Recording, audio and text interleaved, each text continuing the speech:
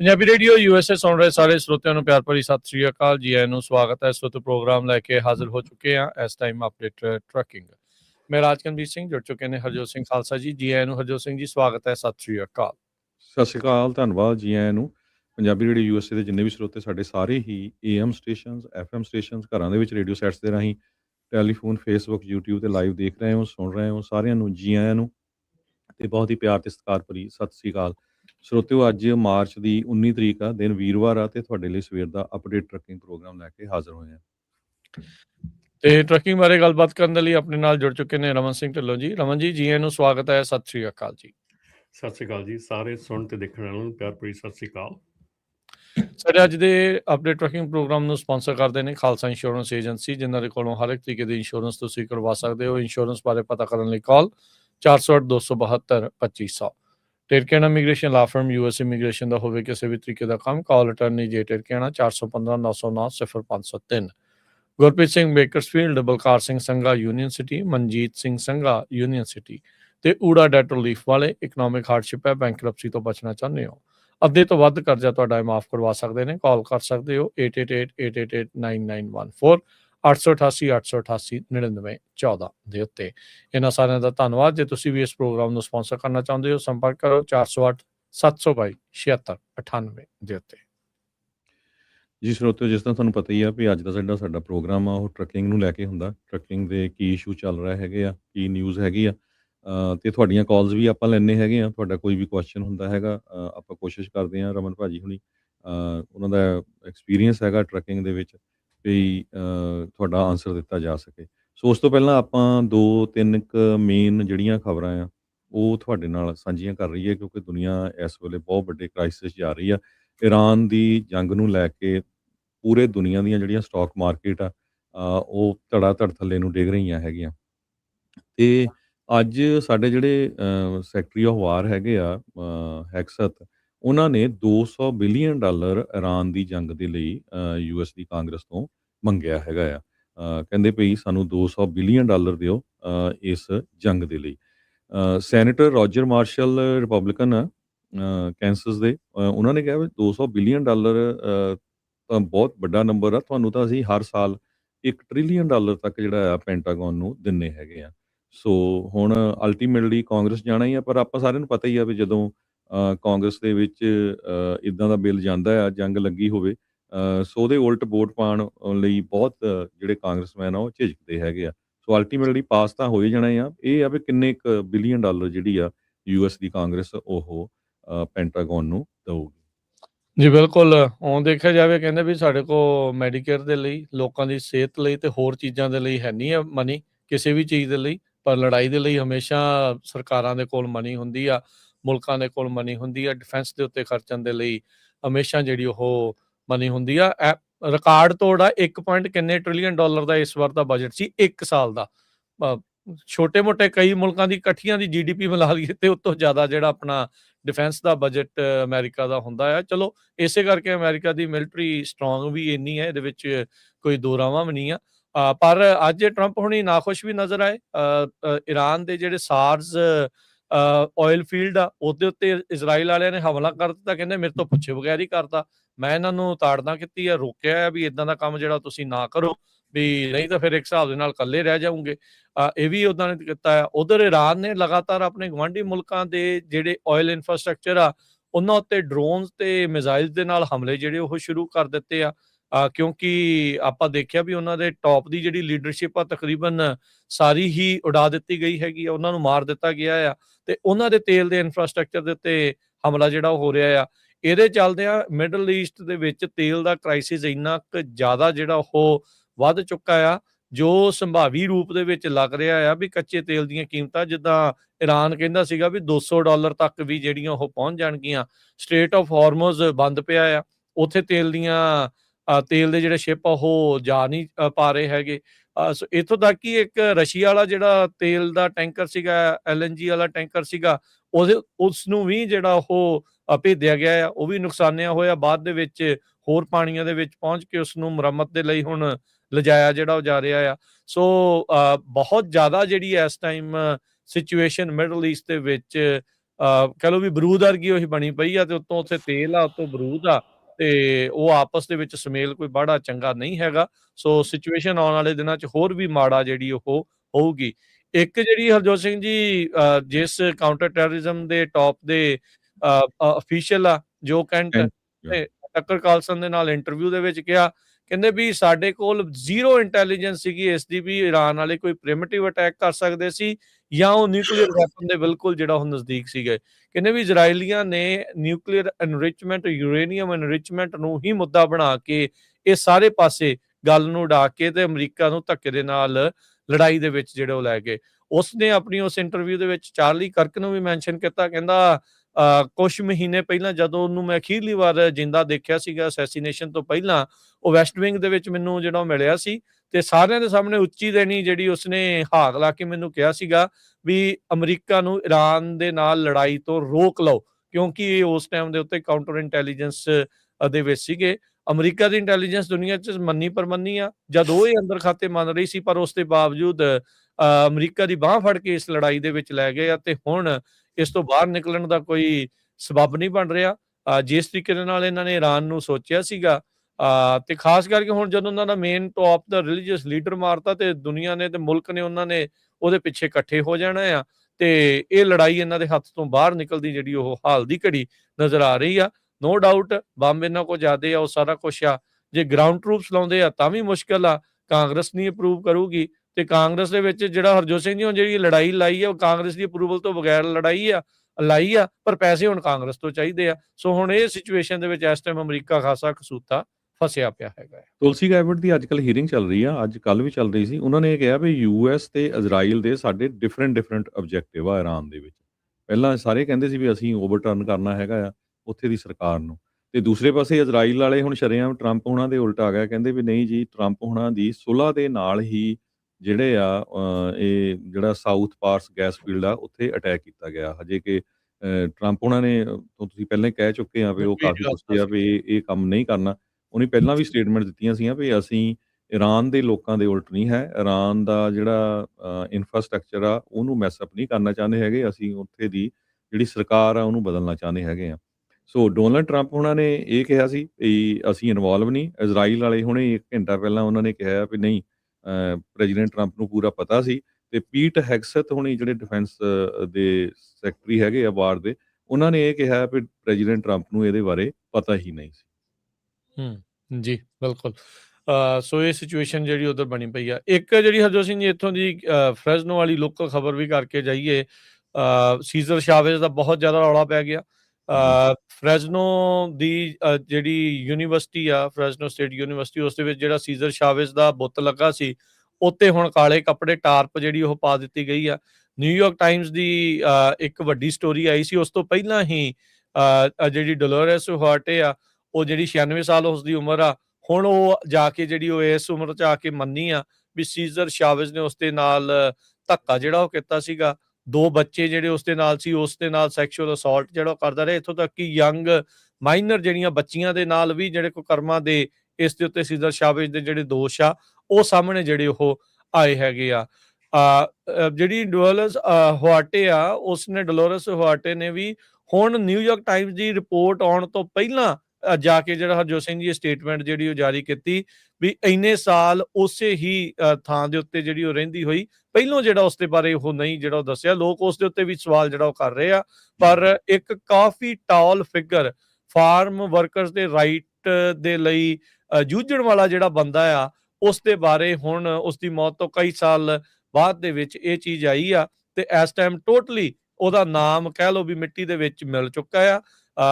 California ਦੇ ਬਹੁਤ ਸਾਰੇ ਸ਼ਹਿਰਾਂ ਦੇ ਵਿੱਚ ਸਟਰੀਟ ਦੇ ਨਾਮ, ਸਕੂਲਾਂ ਦੇ ਨਾਮ ਸੀਜ਼ਰ ਸ਼ਾਵੇਜ਼ ਦੇ ਨਾਂ ਦੇ ਉੱਤੇ ਰੱਖੇ ਗਏ ਸੀਗੇ ਤੇ ਹੁਣ ਜਿਹੜੇ ਹਰਜੋਤ ਸਿੰਘ ਜੀ ਵੀ ਉਹ ਨਾਵਾਂ ਨੂੰ ਹਟਾਉਣ ਦੀ ਗੱਲ ਆ। ਅੱਜ ਜਿਹੜੇ ਜੈਰੀ ਡਾਇਰ ਉਹਨਾਂ ਨੇ ਕਿਹਾ ਵੀ ਅਸੀਂ ਆਲਰੇਡੀ ਜਿਹੜੇ ਕਿੰਗਸ ਕੈਨੀਅਨ ਦਾ ਨਾਮ ਚੇਂਜ ਕੀਤਾ ਸੀ, ਵੈਂਚੂਰਾ ਕੈਲੀਫੋਰਨੀਆ ਜਿਹੜੀਆਂ ਸਟਰੀਟਾਂ ਦਾ ਨਾਮ ਚੇਂਜ ਕੀਤਾ ਸੀ, ਉਹ ਸੀਜ਼ਰ ਸ਼ਾਵੇਜ਼ ਦਾ ਨਾਂ ਹਟਾ ਕੇ ਮੁੜ ਦੁਬਾਰਾ ਜਿਹੜਾ ਉਹ ਕਰਨ ਜਾ ਰਹੇ ਹੈਗੇ। ਆਲਰੇਡੀ ਇਸ ਦਾ ਜਿਹੜਾ ਮਤਾ ਆ ਉਹ ਸਿਟੀ ਕੌਂਸਲ ਦੇ ਵਿੱਚ ਲਿਆਂਦਾ ਜਿਹੜਾ ਉਹ ਜਾ ਚੁੱਕਾ ਆ।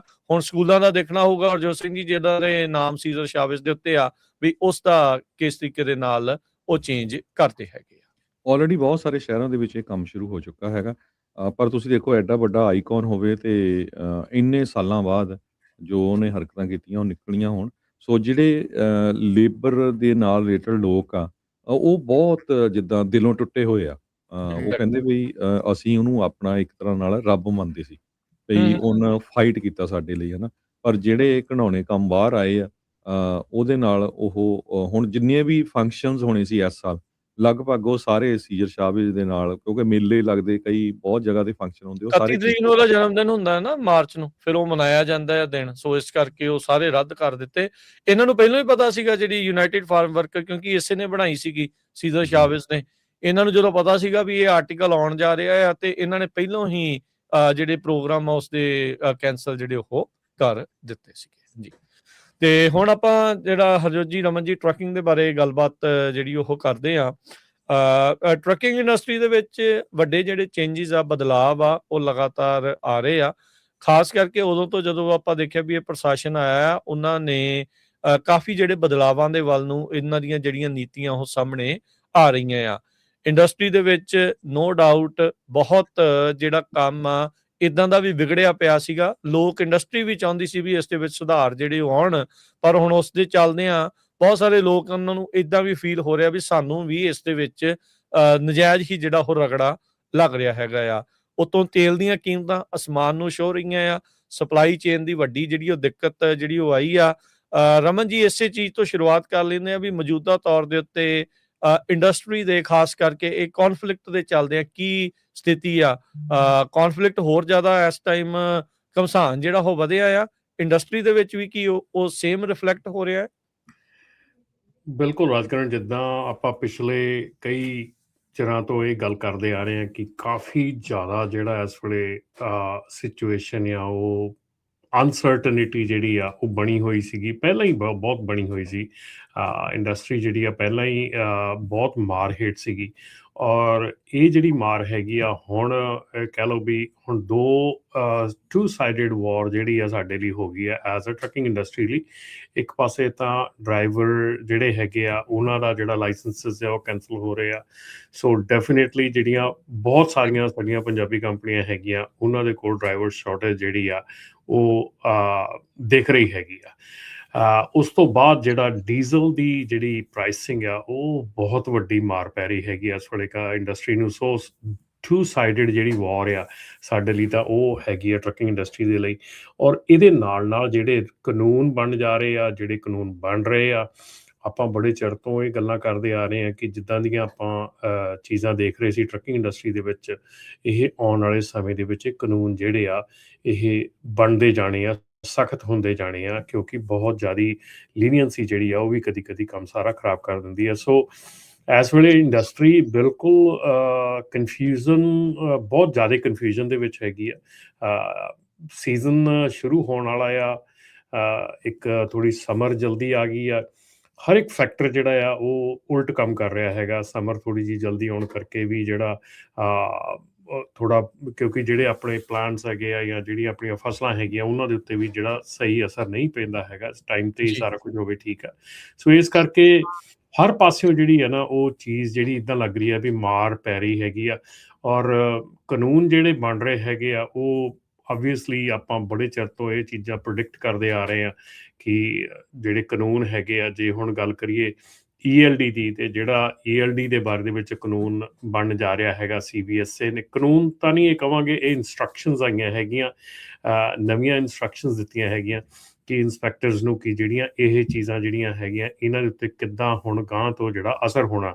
ਇਹਦਾ ਮਤਲਬ ਛੇੜਖਾਨੀ ਦੇ ਉੱਤੇ ਮਤਲਬ ਸਖਤੀ ਆ, ਮਤਲਬ ਹਾਂਜੀ। ਹੁਣ April 1 ਤੋਂ ਬਾਅਦ ਜੇ ਤੁਹਾਡੀ ELD ਦੇ ਵਿੱਚ ਕੋਈ ਵੀ ਛੇੜਖਾਨੀ ਜਾਂ ਕੋਈ ਵੀ ਐਡੀਟਿੰਗ ਜਾਂ ਕੋਈ ਵੀ ਐਸੀ ਚੀਜ਼ ਜੇ ਇੰਸਪੈਕਟਰ ਨੂੰ ਦਿਖ ਜਾਂਦੀ ਆ ਜਾਂ ਤੁਹਾਡੀ ELD ਦੀ ਵਾਇਓਲੇਸ਼ਨ ਹੁੰਦੀ ਆ, ਤੇ April 1 ਤੋਂ ਬਾਅਦ ਤੁਹਾਨੂੰ ਆਊਟ ਆਫ ਸਰਵਿਸ ਕਰ ਦਿੱਤਾ ਜਾਂਦਾ ਆ। ਆਊਟ ਆਫ ਸਰਵਿਸ ਦਾ ਮਤਲਬ ਹੈ ਕਿ ਡਰਾਈਵਰ ਜਿਹੜਾ ਆ ਉਹ 10 ਘੰਟੇ ਲਈ ਉੱਥੇ ਸਕੇਲ 'ਤੇ, ਉੱਥੇ ਇੰਸਪੈਕਸ਼ਨ ਵਾਲੀ ਜਗ੍ਹਾ 'ਤੇ ਉੱਥੇ ਹੀ ਸੌਂਗਾ, ਉੱਥੇ ਹੀ ਰੁਕੂਗਾ।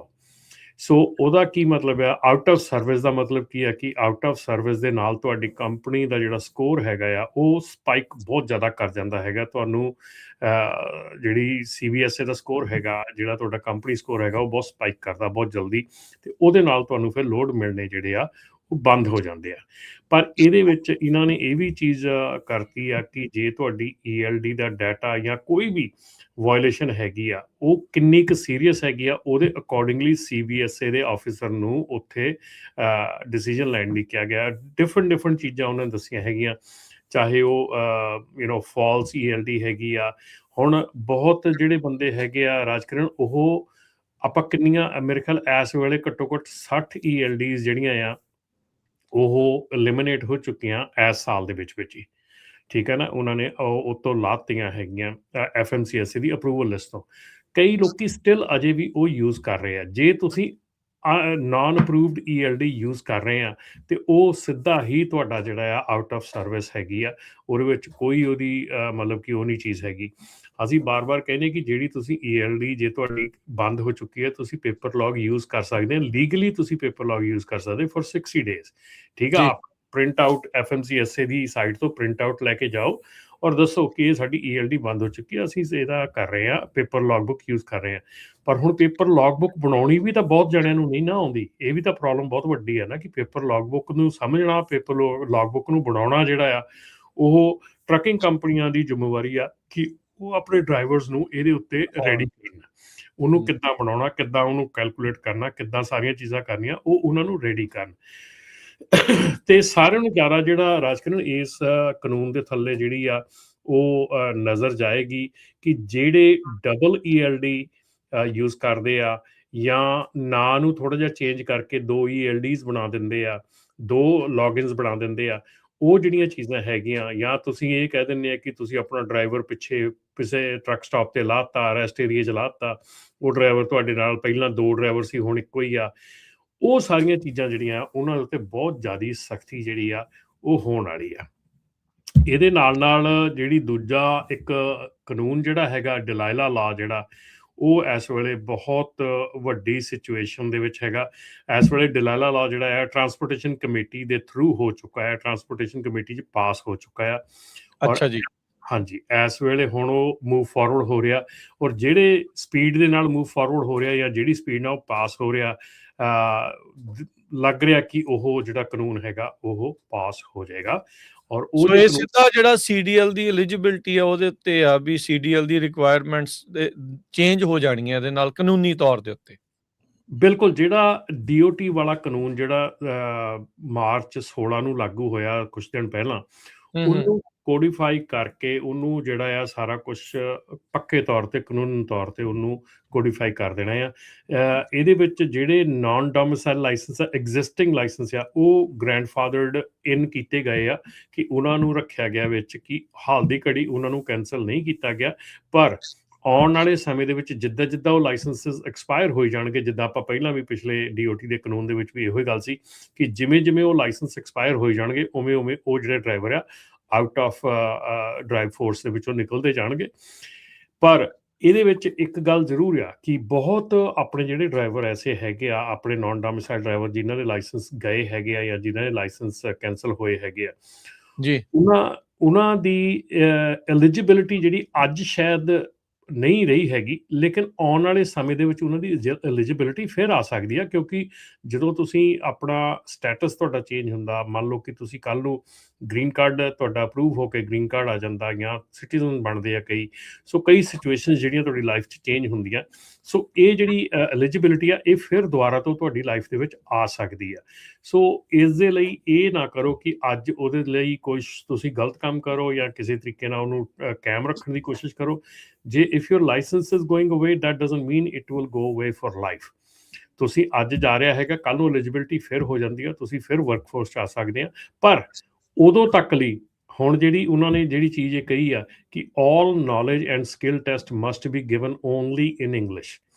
ਜਿੰਨੇ ਵੀ ਟੈਸਟ ਹੈਗੇ, ਜੋ ਵੀ ਕੁਛ ਹੈਗਾ, ਉਹ ਇੰਗਲਿਸ਼ ਦੇ ਵਿੱਚ ਹੋਣਾ ਜ਼ਰੂਰੀ ਹੈਗਾ। ਸੋ ਬਹੁਤ ਜਿਹੜੀਆਂ ਚੀਜ਼ਾਂ ਹੈਗੀਆਂ ਉਹਦੇ ਲਈ ਤੁਹਾਨੂੰ ਰੈਡੀ ਹੋਣਾ ਪੈਣਾ। ਸੋ ਨਾਓ ਜੇ ਤੁਹਾਡਾ ਲਾਇਸੈਂਸ ਚਲਾ ਗਿਆ ਹੈਗਾ, ਪਲੀਜ਼ ਤੁਸੀਂ you should get ready for the next wave. ਆਪਣੀ ਨੈਕਸਟ ਵੇਵ ਦੇ ਲਈ ਰੈਡੀ ਹੋ ਜਾਓ, ਕਿਉਂਕਿ ਨੈਕਸਟ ਵੇਵ ਆਉਣੀ ਆ, ਇਹ ਬਿਲਕੁਲ ਸਰਟਨ ਆ। ਮੈਂ ਅੱਜ ਇੱਥੇ ਆਪਣੇ ਰੇਡੀਓ ਤੇ ਔਨ ਏਅਰ ਕਹਿਣਾ ਕਿ ਇਹ ਸਰਟਨ ਆ ਕਿ ਇਹ ਜਿਹੜੀ ਵੇਵ ਵਾਪਸ ਆਉਣੀ ਹੈਗੀ ਆ। ਇਹ ਡਰਾਈਵਰ ਚਾਹੀਦੇ ਆ, ਅਮਰੀਕਾ ਨੂੰ ਇਹ ਡਰਾਈਵਰ ਚਾਹੀਦੇ ਆ, ਪਰ ਗੁੱਡ ਡਰਾਈਵਰ ਚਾਹੀਦੇ ਆ। ਇਹਦੇ ਵਿੱਚ ਜੇ ਤੁਸੀਂ ਗੁੱਡ ਡਰਾਈਵਰ ਨਹੀਂ ਹੈਗੇ, ਡੋਂਟ ਕਾਊਂਟ ਔਨ ਇਟ। ਪਰ ਜੇ ਤੁਸੀਂ ਗੁੱਡ ਡਰਾਈਵਰ ਹੈਗੇ ਆ, just stay with it, it will come back. So driver shortage ਵਾਲੀ ਵੇਵ ਆ ਰਹੀ ਆ? ਆਊਗੀ ਜੀ। ਆਈ ਮੀਨ ਹੁਣ ਦੇਖੋ, ਪ੍ਰੋਬਲਮ ਇੱਥੇ ਇਹ ਨਹੀਂ ਗੀ ਕਿ ਅਸੀਂ 2 ਲੱਖ ਡਰਾਈਵਰ ਲੂਜ਼ ਕਰਨ ਦੀ ਗੱਲ ਕਰ ਰਹੇ ਹਾਂ। ਇੱਥੇ 2 ਲੱਖ ਤਾਂ ਨਾਨ ਡੋਮਿਸਾਈਲ ਡਰਾਈਵਰ ਆ। ਜੇ ਅਸੀਂ ਇੰਗਲਿਸ਼ ਪ੍ਰੋਫੀਸ਼ੀਐਂਸੀ ਦਾ ਵਿੱਚ ਚੀਜ਼ ਪਾ ਲਈਏ ਤੇ ਆਲਮੋਸਟ 6 ਲੱਖ ਦੇ ਕਰੀਬ ਡਰਾਈਵਰ ਬਣ ਜਾਂਦੇ ਆ। ਠੀਕ ਹੈ ਨਾ? ਇਹਦੇ ਵਿੱਚ ਸਿਰਫ ਸਾਡੀ ਕਮਿਊਨਿਟੀ ਨਹੀਂ, ਇਹਦੇ ਵਿੱਚ ਮੈਕਸੀਕਨ ਕਮਿਊਨਿਟੀ, ਹੋਰ ਕਮਿਊਨਿਟੀਜ਼, ਬਹੁਤ ਕਮਿਊਨਿਟੀਜ਼ ਇਨਵੋਲਵਡ ਹੈਗੀਆਂ। ਤੇ ਏਡਾ ਵੱਡਾ ਗਰੁੱਪ ਜਿਹੜਾ ਟਰੱਕ ਡਰਾਈਵਰਸ ਦਾ ਵਿੱਚੋਂ ਨਿਕਲ ਜਾਣਾ, ਉਹਦੇ ਨਾਲ ਜਿਹੜੀ ਇਸ ਵੈਕਿਊਮ ਦੀ ਪੂਰਤੀ ਹੋਣੀ ਬਹੁਤ ਮੁਸ਼ਕਲ ਹੈਗੀ ਆ। ਇਟਸ ਨਾਟ ਈਜ਼ੀ, ਕਿਉਂਕਿ ਇੰਨੀ ਸਪੀਡ ਨਾਲ ਡਰਾਈਵਰ ਜਿਹੜੇ ਆ ਉਹ ਪ੍ਰੋਡਿਊਸ ਨਹੀਂ ਹੋ ਰਹੇ। ਹੁਣ ਤੁਸੀਂ ਇਹ ਦੇਖੋ ਨਾ ਕਿ ਇਹ ਡਰਾਈਵਰ ਇੱਕ ਬੰਨੇ ਬਾਹਰ ਜਾ ਰਹੇ ਆ, ਠੀਕ ਹੈ, ਦੂਜੇ ਬੰਨੇ ਰਿਟਾਇਰੀਜ਼ ਬਾਹਰ ਹੋ ਰਹੇ ਆ, ਤੀਸਰੇ ਬੰਨੇ ਜਿਹੜੀ ਮੇਨ ਸਟ੍ਰੀਮ ਕਮਿਊਨਿਟੀ ਹੈਗੀ ਆ, ਉਹਦੇ ਵਿੱਚ ਇਸ ਕਿੱਤੇ ਦੇ ਵਿੱਚ ਆਉਣ ਦੀ ਚਾਹਨਾ ਇੰਨੀ ਹੈ ਨਹੀਂ। ਠੀਕ ਹੈ ਨਾ? ਸੋ ਇਸ ਕਰਕੇ ਇਹ ਸਾਰੀਆਂ ਜਿਹੜੀਆਂ ਫੈਕਟਰਸ ਆ ਕੰਟਰੀਬਿਊਟ ਕਰਦੇ ਆ। ਐਂਡ ਜਿਹੜੀ ਡਰਾਈਵਰ ਸ਼ਾਰਟੇਜ ਹੈਗੀ ਆ, ਉਹ ਗੁੱਡ ਡਰਾਈਵਰ ਸ਼ਾਰਟੇਜ ਡੈਫੀਨੇਟਲੀ ਅੱਜ ਵੀ ਹੈਗੀ ਆ, ਪਹਿਲਾਂ ਵੀ ਸੀਗੀ, ਬਹੁਤ ਚਿਰ ਦੀ ਸੀ, ਪਰ ਡਰਾਈਵਰ ਸ਼ਾਰਟੇਜ ਨਹੀਂ ਸੀਗੀ। ਡਰਾਈਵਰ ਸ਼ਾਰਟੇਜ ਹੁਣ ਜਿਹੜੀ ਆ ਉਹ ਡੈਫੀਨੇਟਲੀ ਹੋਊਗੀ, ਪਰ ਉਹਦੇ ਲਈ ਤੁਹਾਨੂੰ ਥੋੜਾ ਜਿਹਾ ਮਤਲਬ ਕਿ ਹਿੰਮਤ ਕਰਨੀ ਪੈਣੀ ਆ। ਆਪਣੀਆਂ ਜਿਹੜੀਆਂ ਚੀਜ਼ਾਂ, ਆਪਣੇ ਜਿਹੜੇ ਕਹਿੰਦੇ ਨੇ ਗੈਟ ਯੂਰ ਡਕਸ ਇਨ ਦ ਰੋ, ਥੋੜ੍ਹੀਆਂ ਜਿਹੀਆਂ ਆਪਣੇ ਆਪ ਨੂੰ ਸੁਧਾਰੋ, ਸਿੱਧਾ ਕਰੋ, ਤਾਂ ਕਿ ਤੁਸੀਂ ਆਉਣ ਵਾਲੀ ਅਗਲੀ ਵੇਵ ਦੇ ਵਿੱਚ ਜਿਹੜਾ ਆ ਚੰਗੀ ਤਰ੍ਹਾਂ ਤੁਸੀਂ ਆਪਣਾ ਕੰਮ ਕਰ ਸਕੋ। ਰਮਨ ਜੀ, ਇੱਥੇ ਜਿਹੜੀ ਪੰਜਾਬੀ ਟਰੱਕਿੰਗ ਇੰਡਸਟਰੀ ਆ, ਉਹਨੂੰ ਫਿਰ ਕੀ ਕਦਮ ਜਿਹੜੇ ਉਹ ਚੁੱਕਣੇ ਚਾਹੀਦੇ ਆ? ਕੀ ਜਿਹੜਾ ਉਹ ਕਰਨਾ ਚਾਹੀਦਾ ਆ? ਦੇਖੋ, ਡਰਾਈਵਰਸ ਦੀ ਲੋੜ ਤਾਂ ਰਹਿਣੀ ਹੋਈ ਰਹਿਣੀ ਆ। ਹੁਣ ਇਹ ਕਿਸੇ ਨੂੰ ਗਾਲਾਂ ਕੱਢ ਕੇ ਤਾਂ ਸਰਨਾ ਨਹੀਂ ਵੀ ਹੁਣ ਤਾਂ ਇੱਕ ਕਾਨੂੰਨ ਬਣਾ ਰਹੇ ਆ, ਨਾ ਸਾਡੇ ਕੋਲ ਪੁੱਛਿਆ ਨਾ ਤੁਹਾਡੇ ਕੋਲ ਪੁੱਛਿਆ, ਅਗਲਿਆਂ ਦਾ ਚਾਹੇ ਉਹ ਪੋਲੀਟੀਕਲ ਸੀਗਾ ਜਾਂ ਜੋ ਵੀ ਆ, ਉਹ ਡਲਾਈਲਾ ਜਿਹੜੀ ਉਹ ਬੱਚੀ ਦੇ ਨਾਂ ਦੇ ਉੱਤੇ ਜਿਹੜਾ ਉਹ ਹੁਣ ਉਹ ਬਣਾਇਆ, ਜਿਹੜਾ ਉਹ ਜਾ ਰਿਹਾ, ਉਹਦੇ ਨਾਲ ਅਸਰ ਤਾਂ ਹੁਣ ਦੇਖੋ ਪੈ ਰਿਹਾ, ਪੈਣਾ ਵੀ ਆ, ਤੇ ਉਹ ਪੈਂਦਾ ਹੀ ਜਿਹੜਾ ਉਹ ਜਾਣਾ ਆ। ਆਪਣੀ ਇੰਡਸਟਰੀ ਨੂੰ ਇੱਥੇ ਕੀ ਕਦਮ ਜਿਹੜੇ ਉਹ ਚੁੱਕਣੇ ਚਾਹੀਦੇ ਆ ਵੀ ਆਪਣੇ ਆਪ ਨੂੰ, ਜੇ ਉਹ ਚਾਹੁੰਦੇ ਆ ਵੀ ਤੁਸੀਂ ਹਾਂ ਵੀ ਇਸ ਇੰਡਸਟਰੀ 'ਚ ਬਚੇ ਰਹਿਣਾ ਆ, ਵੀ ਕੀ ਉਹਨਾਂ ਨੂੰ ਸਟੈਪਸ ਜਿਹੜੇ ਉਹ ਲੈਣੇ ਚਾਹੀਦੇ ਆ ਵੀ ਉਹ ਬਚੇ ਰਹਿਣ? ਰਾਜਕਰਨ, ਇੱਥੇ ਸਾਰਿਆਂ ਨਾਲੋਂ ਵੱਡਾ ਜਿਹੜਾ ਸਟੈਪ ਹੈ, ਮੈਂ ਬਾਰ-ਬਾਰ ਬੜੇ ਚਿਰ ਤੋਂ ਇਹ ਚੀਜ਼ ਕਹਿੰਦਾ ਆ ਰਿਹਾ ਕਿ ਸਾਰਿਆਂ ਨਾਲੋਂ ਵੱਡਾ ਸਟੈਪ ਜਿਹੜਾ ਹੈਗਾ ਕਿ ਕੰਪਨੀਜ਼ ਆਪਣੇ ਆਪ ਨੂੰ ਲਾਈਨ ਅਪ ਕਰਨ। ਕੰਪਨੀਜ਼ ਨੂੰ ਆਪਣੇ ਆਪ ਨੂੰ ਸੋਚਣਾ ਪੈਣਾ, ਆਪਣੇ ਆਪ ਨੂੰ ਲਾਈਨ ਅਪ ਕਰਨਾ ਪੈਣਾ।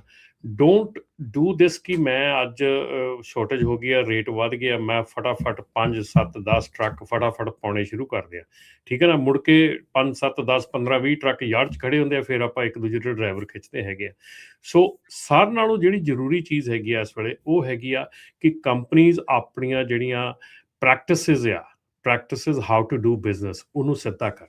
ਠੀਕ ਹੈ? ਹਰ ਚੀਜ਼ ਜਿਹੜੀ ਆ ਉਹ ਤੁਹਾਨੂੰ ਇਸ ਵੇਲੇ ਦੇਖਣੀ ਪੈਣੀ ਆ ਕਿ ਤੁਸੀਂ ਹਾਇਰਿੰਗ ਪ੍ਰੋਸੈਸ ਤੁਹਾਡਾ ਕੀ ਆ, ਤੁਸੀਂ ਕਿਵੇਂ ਕੰਮ ਕਰਦੇ ਹੈਗੇ ਆ, ਤੁਹਾਡੀਆਂ ਪਾਲਿਸੀਜ਼ ਕੀ ਹੈਗੀਆਂ, ਤੁਹਾਡੀ ਜਿਹੜੀ ELD ਦੀ ਪਾਲਿਸੀਜ਼ ਕੀ ਹੈਗੀਆਂ। ਮਤਲਬ ਈਚ ਐਂਡ ਐਵਰੀ ਸਟੈਪ ਤੁਹਾਨੂੰ ਵਾਚ ਕਰਨਾ ਪੈਣਾ, ਕਿਉਂਕਿ ਹਰ ਚੀਜ਼ ਦੇ ਉੱਤੇ ਕਾਨੂੰਨ ਦੀ ਸਖਤੀ ਹੋ ਰਹੀ ਹੈਗੀ ਆ। ਸੋ ਇਹਦਾ ਮਤਲਬ ਇਹ ਆ ਕਿ ਹਰ ਇੱਕ ਕੰਪਨੀ ਆਪਣਾ ਜਿਹੜੀ ਆ ਡੇਲੀ ਬੇਸਿਸ ਦੇ ਉੱਤੇ ਆਪਣਾ ਚੈੱਕ ਕਰੇ ਕਿ ਸਾਡਾ ਵਰਕ ਐਥਿਕਸ ਕੀ ਆ, ਅਸੀਂ ਕਿੱਥੇ ਸਟੈਂਡ ਕਰਦੇ ਹੈਗੇ ਆ। ਰਾਜਕਰਨ, ਇੱਕ ਬਹੁਤ ਸਿੰਪਲ ਚੀਜ਼ਾਂ ਹੈਗੀਆਂ ਜਿਹੜੀਆਂ ਰਿਕੁਆਇਰਡ ਬਾਏ ਲਾਅ ਹੈਗੀਆਂ, ਅਸੀਂ ਕਰਦੇ ਨਹੀਂ ਗੇ। ਜਦੋਂ ਅਸੀਂ ਡਰਾਈਵਰ ਦੀ ਐਪਲੀਕੇਸ਼ਨ ਭਰਦੇ ਹਾਂ, ਡਰਾਈਵਰ ਦੀ ਐਪਲੀਕੇਸ਼ਨ ਦੇ ਵਿੱਚ ਸਾਡੇ ਕੋਈ ਵੀ ਪ੍ਰੀਵੀਅਸ ਇੰਪਲੋਇਰ ਦਾ ਅੱਵਲ ਤਾਂ ਨਾਂ ਹੀ ਨਹੀਂ ਹੁੰਦਾ, ਜੇ ਹੁੰਦਾ ਤੇ ਉਹਦਾ ਫੋਨ ਨੰਬਰ ਨਹੀਂ ਹੈਗਾ, ਉਹਦਾ ਈਮੇਲ ਐਡਰੈਸ ਨਹੀਂ ਹੈਗਾ। ਜਦ ਕਿ ਹਾਇਰਿੰਗ ਕੰਪਨੀ ਦੀ ਰਿਕੁਆਇਰਮੈਂਟ ਆ ਕਿ ਉਹ ਬੈਕਗਰਾਊਂਡ ਚੈੱਕ ਕਰੇ ਡਰਾਈਵਰ ਦਾ, ਉਹ ਪਿੱਛੋਂ ਦੇਖੇ ਕਿੱਥੋਂ ਆਇਆ, ਕੀ ਕਰਕੇ ਆਇਆ, ਕਿੱਦਾਂ ਦਾ ਡਰਾਈਵਰ ਆ, ਔਰ ਜਿਹੜੀ ਕੰਪਨੀ ਕੋਲ ਕੰਮ ਕਰਦਾ ਸੀ ਉਹ ਕਲੀਨ ਉਹਦਾ ਦੱਸੇ ਕਿ ਹਾਂ ਭਾਈ ਆਹ ਸੀਗਾ। ਇਹ ਨਹੀਂ ਵੀ ਉਹ ਛੱਡ ਕੇ ਗਿਆ ਇਸ ਕਰਕੇ ਉਹਦੇ ਬਾਰੇ 'ਚ ਗਲਤ, ਕਿਉਂਕਿ ਇਹਦੇ ਬਾਰੇ 'ਚ ਵੀ ਕਾਨੂੰਨ ਹੈਗਾ ਆ। ਜੇ ਤੁਸੀਂ ਕਿਸੇ ਡਰਾਈਵਰ ਦੀ ਬੈਕਗਰਾਊਂਡ ਦੇ ਵਿੱਚ ਗਲਤ ਇਨਫੋਰਮੇਸ਼ਨ ਦਿੰਦੇ ਆ, then it can go very big lawsuit and it can go against you. ਸੋ ਸੱਚਾਈ ਦੇ ਨਾਲ ਚੱਲੋ। ਜੇ ਡਰਾਈਵਰ ਤੁਹਾਨੂੰ ਜਾਣ ਲੱਗਾ ਨੋਟਿਸ ਨਹੀਂ ਦੇ ਕੇ ਗਿਆ 2 ਵੀਕ ਦਾ, ਤਾਂ ਕਹਿ ਦਿਓ ਸਾਨੂੰ 2 ਵੀਕ ਦਾ ਨੋਟਿਸ ਨਹੀਂ ਦੇ ਕੇ ਗਿਆ। ਪਰ ਉਹਦੇ ਨਾਲ ਜੇ ਤੁਸੀਂ ਜੋੜ ਕੇ 4 ਗੱਲਾਂ ਹੋਰ ਦੱਸਦੇ ਆ ਨਾ, ਤਾਂ ਉਹ that can become a problem for you. ਠੀਕ ਹੈ ਨਾ। ਸੋ ਹਰ ਚੀਜ਼ ਨੂੰ ਧਿਆਨ 'ਚ ਰੱਖੋ।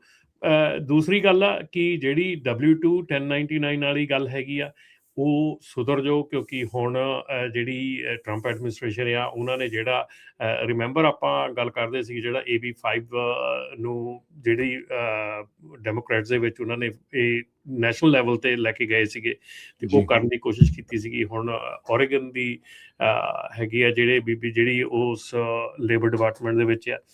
ਸੋ ਉਹ ਜਿਹੜਾ AB5 ਸੀਗਾ, ਆਲਮੋਸਟ ਜਿਉਂ ਦਾ ਤਿਉਂ ਲਾਗੇ ਛਾਗੇ ਉਹਦੇ ਜਿਹੜਾ ਆ ਉਹ ਅਪਰੂਵਲ ਹੋਣ ਮਤਲਬ ਕਿ ਲੱਗ ਗਿਆ। ਸੋ ਟਰੰਪ ਐਡਮਿਨਿਸਟ੍ਰੇਸ਼ਨ ਨੇ ਵੀ ਓਨਰ ਆਪਰੇਟਰ ਦਾ ਜਿਹੜਾ ਉਹ ਰੂਲ ਹੈਗਾ, ਓਨਰ ਆਪਰੇਟਰ ਦਾ ਜਿਹੜੀ ਉਹ ਚੀਜ਼ ਹੈਗੀ ਆ, ਉਹ ਉੱਦਾਂ ਹੀ ਆਲਮੋਸਟ ਰੱਖ ਲਈ ਹੈਗੀ ਆ।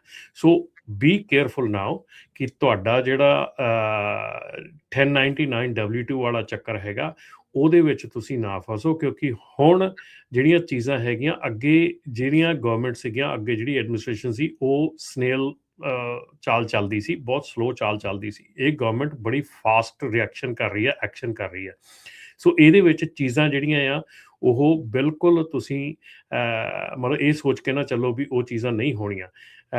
ਜਿਵੇਂ ਹੋਰ ਗੱਲ ਇੱਕ ਚੱਲ ਰਹੀ ਸੀਗੀ ਰਾਜਕਿਰਨ, ਆਪਣੀ ਪਿਛਲੇ ਵੀਕ ਦੇ ਵਿੱਚ 2 ਵੀਕਾਂ ਦੇ ਵਿੱਚ ਕਾਰਬ ਦੇ ਬਾਰੇ ਵਿੱਚ ਗੱਲ ਚੱਲੀ ਸੀ। ਸੋ ਕਾਰਬ ਦੇ ਵਿੱਚ ਕਈ ਲੋਕਾਂ ਦੀ ਇਹ ਗੱਲ ਸੀਗੀ ਕਿ ਸਾਨੂੰ ਦੱਸੋ ਕਿ ਕਾਰਬ ਹੁਣ ਉਹ ਤਾਂ ਪ੍ਰੈਜ਼ੀਡੈਂਟ ਟਰੰਪ ਨੇ ਕਹਿਤਾ ਤੇ ਕਾਰਬ ਵਾਲਾ ਸਾਰਾ ਕੰਮ ਖਤਮ ਹੋ ਗਿਆ। ਕੱਲ ਕੇ ਪਰਸੋਂ ਮੈਨੂੰ ਕਾਲ ਆਈ ਹੈਗੀ ਆ ਕਿ ਆਪਣੇ 99 ਦੇ ਉੱਤੇ ਟਲੈਰੀ ਰੈਸਟ ਏਰੀਆ ਦੇ ਵਿੱਚ ਜਿਹੜੀ ਇੰਸਪੈਕਸ਼ਨ ਹੋਈ ਹੈਗੀ ਆ, ਉਹਦੇ ਵਿੱਚ ਆਪਣੇ ਇੱਕ ਸੱਜਣ ਨੂੰ ਡੈਫ ਡਿਲੀਟ ਕਰਨ ਦੇ ਮਾਮਲੇ ਦੇ ਵਿੱਚ $25,000 ਦਾ ਜੁਰਮਾਨਾ ਹੋਇਆ। ਠੀਕ ਹੈ, $25,000 ਦਾ 25,000 ਬਿਕਾਜ਼ ਡੈਫ ਜੇ ਤੁਸੀਂ ਡਿਲੀਟ ਕੀਤਾ ਹੈਗਾ ਨਾ, ਤੁਹਾਡਾ ਟਰੱਕ ਦੇ ਵਿੱਚੋਂ ਡੈਫ ਡਿਲੀਟ ਹੈ ਤੇ ਤੁਸੀਂ ਕੈਲੀਫੋਰਨੀਆ ਦੇ ਵਿੱਚ ਆ, ਦੇ ਸਟਿਲ ਆਰ ਡੂਇੰਗ ਦੈਟ। ਤੁਹਾਨੂੰ ਸਟਿਲ ਟਿਕਟਾਂ ਮਿਲ ਰਹੀਆਂ ਹੈਗੀਆਂ। ਜੇ ਤੁਹਾਡਾ ਸਮੋਕ ਚੈੱਕ ਪਾਸ ਨਹੀਂ ਹੋ ਰਿਹਾ, ਸਟਿਲ ਟਿਕਟਾਂ ਮਿਲ ਰਹੀਆਂ ਹੈਗੀਆਂ। ਹੁਣ ਇੱਥੇ ਅਸੀਂ ਜਿਹੜਾ ਹੁਣ ਕਈ ਵਾਰੀ ਗੱਲ ਇਹ ਚੱਲਦੀ ਹੈਗੀ ਆ ਕਿ ਤੁਸੀਂ ਇਹ ਚੀਜ਼ਾਂ ਕੀ ਬੈਕਐਂਡ ਤੇ ਕੀ ਕਰਦੇ ਹੈਗੇ ਆ, ਜਾਂ ਬੈਕਐਂਡ ਤੇ ਕੀ ਹੁੰਦਾ ਹੈਗਾ, ਜਾਂ ਬੈਕਐਂਡ ਤੇ ਕੀ ਚੱਲ, ਬਹੁਤ ਚੀਜ਼ਾਂ ਜਿਹੜੀਆਂ ਬੈਕਐਂਡ ਤੇ ਚੱਲ ਰਹੀਆਂ ਹੈਗੀਆਂ ਇਸ ਵੇਲੇ। ਟੈਸਟਰਸ ਜਿਹੜੇ ਹੈਗੇ ਆ, ਬੀ ਕੇਅਰਫੁਲ। ਜੇ ਟੈਸਟਰ ਤੁਹਾਨੂੰ ਕਹਿੰਦਾ ਵੀ ਮੈਂ ਵਿਦਆਊਟ ਤੁਹਾਡੇ ਟਰੱਕ ਦੇ ਨਾਲ ਕਨੈਕਟ ਕੀਤੇ ਤਾਂ ਤੁਹਾਨੂੰ $50 ਦੇ ਵਿੱਚ ਪਾਸ ਕਰਾ ਦਿੰਦਾ, ਜਾਂ $500 ਦੇ ਵਿੱਚ ਪਾਸ ਕਰਾ ਦਿੰਦਾ। ਜੇ ਟੈਸਟਰ ਤੁਹਾਡਾ ਉੱਥੇ ਤੁਹਾਡੇ ਕੋਲ ਹੈ ਹੀ ਨਹੀਂ ਔਰ ਤੁਹਾਨੂੰ ਕਹਿੰਦਾ ਮੈਂ ਤੁਹਾਨੂੰ ਪਾਸ ਕਰਾ ਦਿੰਦਾ, ਇੱਦਾਂ ਦੀਆਂ ਚੀਜ਼ਾਂ ਜੇ ਤੁਹਾਡੇ ਨਾਲ ਹੋ ਰਹੀਆਂ ਨਾ, ਤੇ ਸਮਝ ਲਓ ਕਿ ਤੁਸੀਂ ਅੱਜ ਨਹੀਂ ਤੇ ਕੱਲ ਅੜਿੱਕ ਕੇ ਆਏ ਲਓ। ਔਰ ਫਾਈਨਸ ਬਹੁਤ ਵੱਡੇ ਹੈਗੇ ਆ, ਫਾਈਨਸ ਬਹੁਤ ਮੋਟੇ ਹੈਗੇ ਆ। ਸੋ ਜਿਹੜਾ ਮੈਂ ਕੱਲ ਜਿਹੜੇ ਸੱਜਣ ਦੀ ਕਾਲ ਆਈ ਸੀ, ਉਹਨਾਂ ਨੂੰ ਵੀ ਇਹੋ ਹੀ ਬੇਨਤੀ ਕੀਤੀ ਸੀਗੀ ਕਿ ਭਾਈ ਇੱਧਰ ਉੱਧਰ ਦੀਆਂ ਗੱਲਾਂ ਸੁਣਨ ਨਾਲੋਂ ਪਿਕ ਅਪ ਅ ਫੋਨ, ਕਾਲ ਦਾ ਕਾਰਬ, ਟੈਲ ਹਿਮ ਕਿ ਮੇਰਾ ਟਰੱਕ 12 ਲੱਖ ਚੱਲਿਆ, ਮੈਂ ਟਰੱਕ ਵੇਚ ਦੇਣਾ, ਮੈਂ ਟਰੱਕ ਨਹੀਂ ਰੱਖਣਾ ਹੈਗਾ, ਜਾਂ ਵਟ ever your intentions R. Instead ਕਿ ਤੁਸੀਂ ਲੋਕਾਂ ਕੋਲੋਂ ਸੁਣਾ ਕੇ ਤੇ ਕੋਈ ਐਸਾ ਕਦਮ ਚੱਕ ਲਓ ਜਿਹੜਾ ਫਿਰ ਐਗਜ਼ੈਕਟਲੀ ਤੁਹਾਡੇ ਉਲਟ ਪੈ ਜਾਵੇ। ਸੋ ਇਹਨਾਂ ਨੂੰ ਬਿਹਤਰ ਡਿਪਾਰਟਮੈਂਟ ਨੂੰ ਕਾਲ ਕਰੋ, ਉਹਨਾਂ ਨੂੰ ਕਹੋ ਵੀ ਓਕੇ ਮੇਰੇ ਕੋਲ ਆਹ ਮਿਸਟੇਕ ਹੋਈ ਆ, ਮੈਂ ਮੰਨਦਾ, ਟੈਲ ਮੀ ਵਟ ਯੂ ਕੈਨ ਡੂ। ਮੈਂ ਇਹ ਟਰੱਕ ਹੀ ਸੈਲ ਕਰ ਦੇਣਾ, ਜਾਂ ਮੈਂ ਟਰੱਕ ਇਹਨੂੰ ਡਿਸਮੈਂਟਲ ਕਰ ਦੇਣਾ, ਸੱਟ ਦੇਣਾ ਇਹਨੂੰ। ਠੀਕ ਹੈ ਨਾ।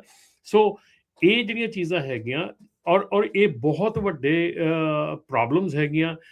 ਜਿਵੇਂ ਕਿ ਇੱਕ ਰੀਸੈਂਟਲੀ ਕਾਲ ਆਈ ਸੀਗੀ ਜਿਹਦੇ ਵਿੱਚ ਕੀ ਦੱਸਿਆ ਸੀਗਾ ਕਿ ਉਹਨਾਂ ਨੇ ਲੋਨ ਲਿਆ ਹੈਗਾ, $20,000 ਲੋਨ ਦੇ ਉੱਤੇ 25,000 ਇੰਟਰਸਟ ਰੇਟ ਪੈ ਗਿਆ। ਸੋ ਇਹ ਵੀ ਚੀਜ਼ਾਂ ਜਿਹੜੀਆਂ ਆ ਤੁਸੀਂ ਧਿਆਨ ਰੱਖੋ। ਤੁਸੀਂ ਕਿਹੜੀ 20,000 ਦੇ ਲੋਨ ਤੇ 25,000 ਇੰਟਰਸਟ। ਹਾਂਜੀ। ਸੋ ਰਾਜਕਿਰਨ, ਇਹ ਜਦੋਂ ਤੁਸੀਂ ਪੇਪਰ ਸਾਈਨ ਕਰਦੇ ਆ ਨਾ, ਇਟ ਕਾਸਟ ਯੂ $200। ਪੈਰਾਲੀਗਲ ਕਿਸੇ ਨੂੰ ਜਾਂ ਕਿਸੇ ਛੋਟੇ ਮੋਟੇ ਵਕੀਲ ਨੂੰ, ਸਾਡੇ ਕੋਲ ਅਸੀਂ ਨਾਪਟਾ ਦੇ ਵਿੱਚ ਸਾਡੇ ਕੋਲ ਬਿਜ਼ਨਸ ਪਲਾਨਸ ਹੈਗੀਆਂ ਯਾਰ, ਆਪਣੀਆਂ ਲੀਗਲ ਪਲਾਨਸ ਹੈਗੀਆਂ। ਤੁਸੀਂ ਬਿਜ਼ਨਸ ਪਲਾਨ ਲਈ ਆ ਕਿ ਉਹਦੇ $50 ਮਹੀਨੇ ਦੇ ਨਹੀਂ ਹੈਗੇ। ਜੇ ਤੁਸੀਂ ਉਹ ਦੇ ਕੇ ਪੜਵਾ ਲਓ ਇੱਕ ਵਾਰੀ ਵਕੀਲ ਕੋਲੋਂ ਕਿ ਭਾਈ ਮੈਂ ਆਹ ਸਾਈਨ ਕਰਨ ਲੱਗਾ, what's good and what's bad for me, ਠੀਕ ਆ, ਉਹ ਚੀਜ਼ ਤੁਸੀਂ ਪੜਵਾ ਲਓ ਇੱਕ ਵਾਰੀ ਵਕੀਲ ਕੋਲੋਂ। ਵੈਸੇ ਬਾਹਰੋਂ ਕਿਸੇ ਵਕੀਲ ਨੂੰ, ਪੈਰਾਲੀਗਲ ਨੂੰ ਤੁਸੀਂ $200 ਦੇ ਕੇ ਉਹ ਪੜਵਾ ਲਓ, ਤੇ ਤੁਹਾਨੂੰ ਐਟਲੀਸਟ ਐਡੇ ਵੱਡੇ ਨੁਕਸਾਨ ਤੋਂ ਬਚ ਜਾਓਗੇ। ਪਰ ਅਸੀਂ ਛੱਡੋ, ਪੜਵਾਉਣਾ ਤੇ ਛੱਡੋ, ਆਪ ਵੀ ਨਹੀਂ ਪੜ੍ਹਦੇ, ਬਿਨਾਂ ਪੜ੍ਹੇ ਤੋਂ ਸਾਈਨ ਕਰ ਦਿੰਦੇ ਆ। ਜੀ ਸੋ ਡਲਾਈਲਾ ਲਾ ਦਾ ਇੱਕ ਐਡ ਕਰਕੇ ਤੇ ਫਿਰ ਆਪਾਂ ਅਗਲੀ ਖਬਰ ਵੱਲ ਜਾਂਦੇ ਹਾਂ। ਹਾਂਜੀ, ਆਪਣੇ ਕੋਲ ਕਾਲਰਸ ਵੀ ਹੈਗੇ ਆ ਕੁਛ, ਆਪਾਂ ਕਾਲਸ ਵੀ ਲੈ ਲੈਨੇ। ਕਾਲ ਕਰਨ ਦੇ ਲਈ ਨੰਬਰ ਵੀ ਹੈ 408-272-5200 408-272-5200। 25 ਮਿੰਟ ਰਹਿ ਗਏ ਆ ਪ੍ਰੋਗਰਾਮ ਦੇ ਵਿੱਚ। ਸੋ ਜਿੰਨਾਂ ਦੇ ਵੀ ਸਵਾਲ ਨੇ ਤੇ ਉਹ ਤੁਸੀਂ ਕਾਲ ਕਰਕੇ ਜਿਹੜਾ ਉਹ ਸਵਾਲ ਆ ਉਹ ਪੁੱਛ ਵੀ ਸਕਦੇ ਆ। ਹਰਜੋਤ ਜੀ ਪਹਿਲਾਂ ਕਾਲ ਲੈ ਲਈਏ ਜਾਂ ਪਹਿਲਾਂ ਤੁਸੀਂ ਦਲਾਈਲਾ ਲਾ ਬਾਰੇ ਜਾਣਕਾਰੀ ਹੋਰ ਕਾਲ ਲੈ ਲਓ ਕੋਈ ਨਹੀਂ ਜੀ। ਮਨਜੀਤ ਜੀ ਜੁੜੇ ਨੇ ਆਪਣੇ ਨਾਲ। ਹਾਂਜੀ ਸਤਿ ਸ਼੍ਰੀ ਅਕਾਲ ਮਨਜੀਤ ਜੀ। ਹਾਂਜੀ ਭਾਈ ਸਤਿ ਸ੍ਰੀ ਅਕਾਲ ਜੀ। ਸਤਿ ਸ਼੍ਰੀ ਅਕਾਲ। ਹਾਂਜੀ ਭਾਜੀ ਮੇਰੇ ਕੋਲ ਜਿੱਦਾਂ ਨੌਨ ਡੋਮਿਸਾਈਲ ਲਾਇਸੈਂਸ ਸੀ, ਲਾਇਸੈਂਸ ਕੈਂਸਲ ਹੋ ਗਿਆ ਜਿੱਦਾਂ ਮੇਰਾ, ਤਾਂ ਚਲੋ ਕੋਈ ਨਹੀਂ, ਉਹ ਤਾਂ ਹੁਣ ਅਸੀਂ ਜੋ ਹੋ ਗਿਆ ਹਨਾ। ਤੇ ਹੁਣ ਦੁਬਾਰਾ ਜਿੱਦਾਂ ਅਸੀਂ ਰੀਅਪਲਾਈ ਕਹਿੰਦੇ ਰੀਅਪਲਾਈ ਕਰੋ DMV ਵਿੱਚ ਜਾ ਕੇ ਹਨਾ, ਉਹ ਕਰ ਦਿੱਤੇ ਹੈਗੇ, ਪਰ ਉਹਨਾਂ ਦਾ ਕੁਝ ਬਣੂਗਾ ਵੀ ਕੀ ਕੁਛ ਉਮੀਦ ਹੈ ਕਿ ਨਹੀਂ? ਕੁਛ ਜਿੱਦਾਂ ਡੀਗ੍ਰੇਡ ਕਰਾ ਕੇ ਸੀ ਕਰਾ ਲਈ ਉਹਨਾਂ ਨੂੰ ਹੁਣ ਹਨਾ। ਭਾਜੀ ਦੇਖੋ this is your personal choice ਹੈਗੀ ਆ, ਤੁਸੀਂ ਕੀ ਕਰਨਾ ਹੈਗਾ।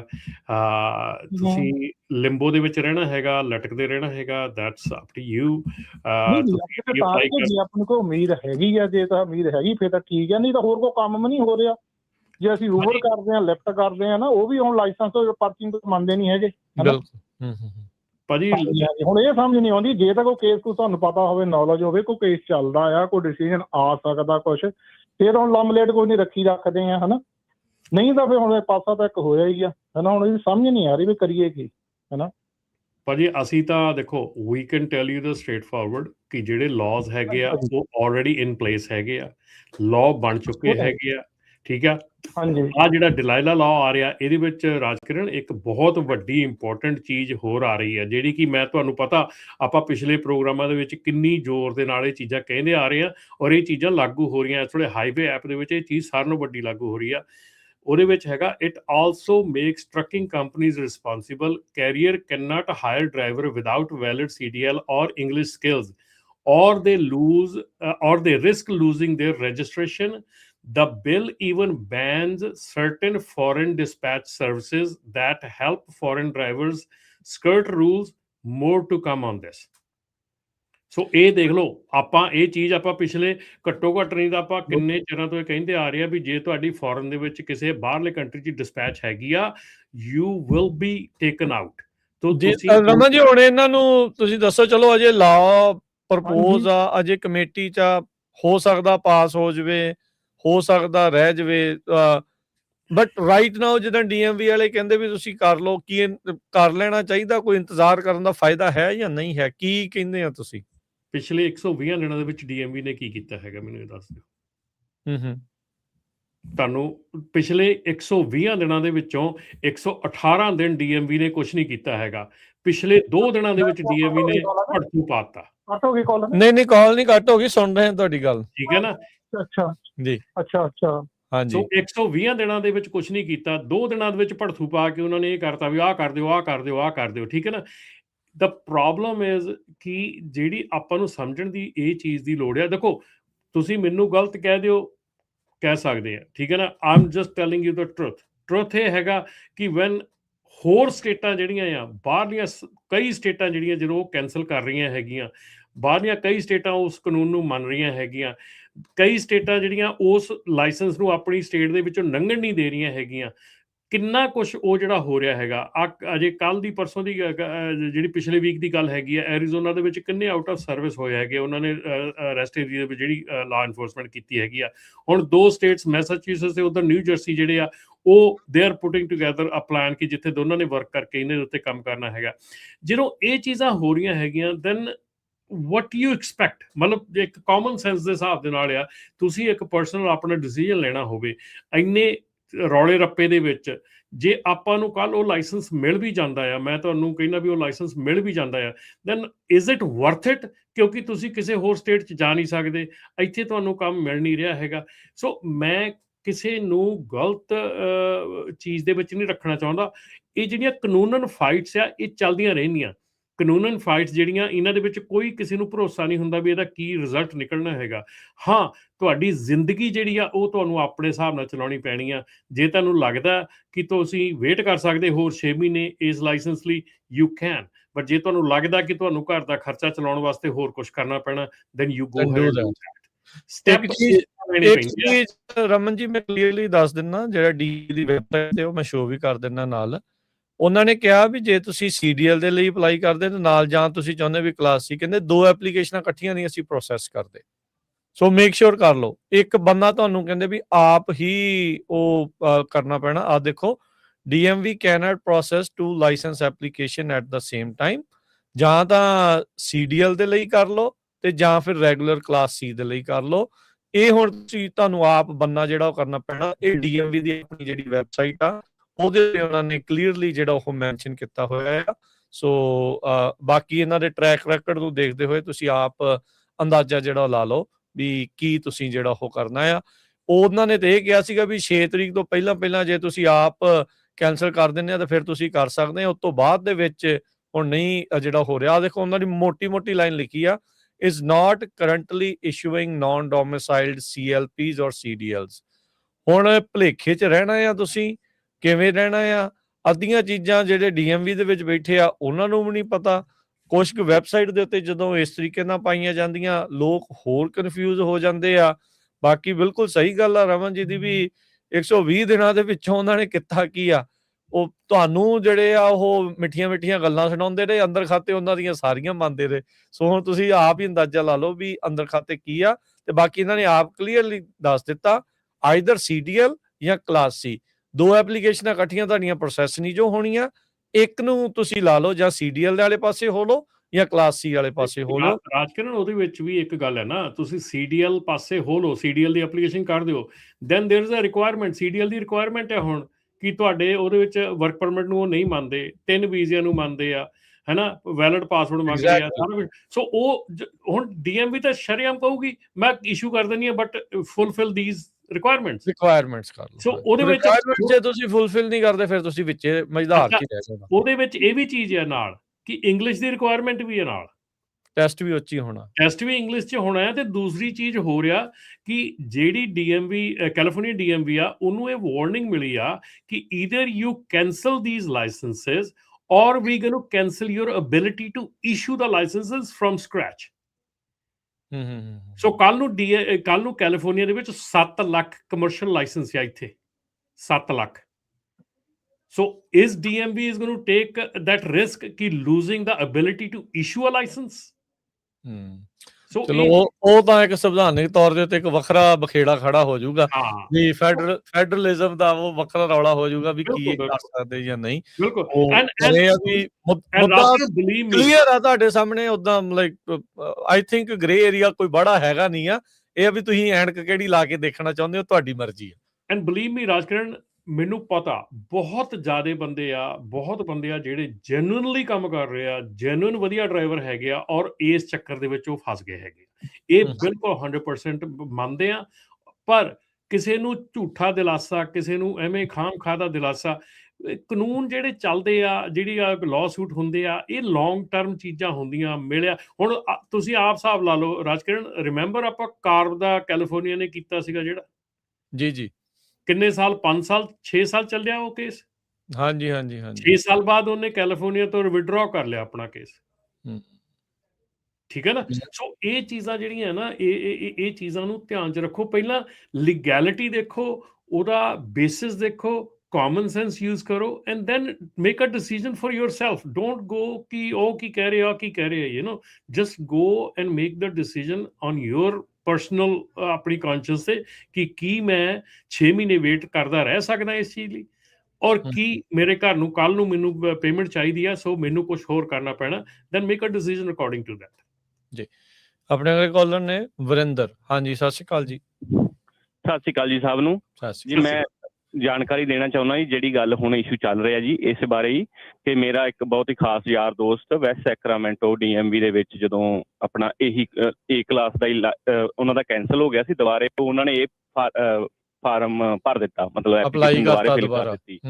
ਹਾਂਜੀ, ਤੇ ਉਧਰੋਂ ਉਹਨੂੰ C ਕਲਾਸ ਦੇ ਉੱਤੇ ਹੀ ਇੱਕ ਬਹੁਤ ਚੰਗੀ ਜੋਬ ਮਿਲ ਗਈ। ਮੈਂ ਹੁਣ ਉਹ ਦੱਸਣਾ ਨਹੀਂ ਚਾਹੁੰਦਾ ਕਿਉਂਕਿ ਹਰ ਇੱਕ ਦਾ ਆਪਣਾ ਵੱਖਰਾ ਕੰਮ ਹੈ।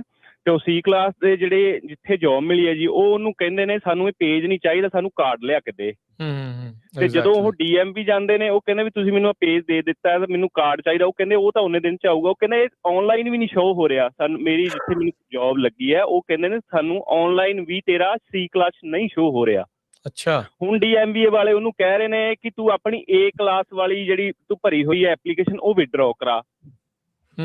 ਤੇ ਲਗਭਗ ਚੌਥਾ ਦਿਨ ਹੈ ਜੀ ਉਹਨੂੰ DMV ਜਾ ਰਹੇ ਨੂੰ, ਉਹਦਾ C ਕਲਾਸ ਵੀ ਆਨਲਾਈਨ ਸ਼ੋ ਨਹੀਂ ਹੋ ਰਿਹਾ। ਮਤਲਬ ਕਿ ਨਾ ਹੀ ਉਹਨੂੰ C ਕਲਾਸ ਹੁਣ ਆਨਲਾਈਨ ਚੱਲ ਰਿਹਾ ਤੇ ਨਾ ਹੀ ਉਹਦਾ A ਕਲਾਸ ਉਹਨੂੰ ਮਿਲ ਰਿਹਾ ਤੇ ਜੋਬ ਹੁਣ ਉਹਦੀ ਰਾਹ ਦੇ ਵਿੱਚ ਲਟਕ ਗਈ। ਤੇ ਜੇ ਉਹ ਪਹਿਲੇ ਦਿਨ ਹੀ C ਕਲਾਸ ਹੀ ਜਾ ਕੇ ਭਰ ਕੇ ਆਉਂਦਾ ਤੇ ਉਹਨੂੰ ਸ਼ਾਇਦ ਉਦਣ ਮਿਲ ਜਾਂਦਾ, ਆਨਲਾਈਨ ਸ਼ੋਅ ਹੁੰਦਾ। ਚਲੋ ਕਾਰਡ ਤਾਂ ਬਾਅਦ ਚ ਆ ਹੀ ਜਾਂਦਾ ਹਫ਼ਤੇ ਬਾਅਦ। ਉਹੀ ਗੱਲ ਨਾ ਜਿੱਦਾਂ ਮੈਂ ਹੁਣੇ ਤੁਹਾਨੂੰ ਦਿਖਾ ਕੇ ਹਟਿਆ, DMV ਨੇ ਲਿਖਿਆ ਵੀ ਅਸੀਂ 2 ਇਕੱਠੀਆਂ ਐਪਲੀਕੇਸ਼ਨ ਪ੍ਰੋਸੈਸ ਨਹੀਂ ਕਰਦੇ। ਬਾਕੀ ਉਹਦੇ ਵਿੱਚ ਭਾਜੀ ਇੱਕ ਸਿੰਪਲ ਉਹਨਾਂ ਨੇ ਗੱਲ ਬੋਲਦੇ ਨੇ ਕਿ ਤੁਸੀਂ A ਕਲਾਸ ਲੈ ਸਕਦੇ ਹੋ ਜੇ ਤੁਸੀਂ ਸ਼ਰਤਾਂ ਪੂਰੀਆਂ ਕਰਦੇ ਹੋ। ਸ਼ਰਤਾਂ ਸਭ ਤੋਂ ਵੱਡੀ ਸ਼ਰਤ ਕਿਹੜੀ ਹੈ ਜੀ? ਜਿਹੜੇ ਉਹ ਕਹਿੰਦੇ ਨੇ ਜਾਂ ਗ੍ਰੀਨ ਕਾਰਡ ਹੋਵੇ ਜਾਂ ਫਿਰ ਦੂਜੇ 2-3 ਵੀਜ਼ੇ ਹੋਣ ਤੇ ਜਾਂ ਸਿਟੀਜ਼ਨ ਤਾਂ ਚਲੋ ਮਿਲਣਾ ਹੀ ਮਿਲਣਾ।